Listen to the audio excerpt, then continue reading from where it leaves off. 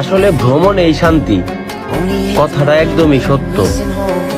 তাই বলি কি, সারা দেশ ঘুরে বেড়াও আর নিজেই নিজের শান্তি খুঁজে বেড়াও। देखो देखो कैसी बातें यहाँ की है, साथ पर साथ ना भी क्या इतने आसान है। সময় থাকতে ভ্রমণে বেরিয়ে যাও, এক সময় টাকা থাকবে কিন্তু এই ভ্রমণ করার বয়স থাকবে না। আসলে ভ্রমণ এই শান্তি, কথাটা একদমই সত্য।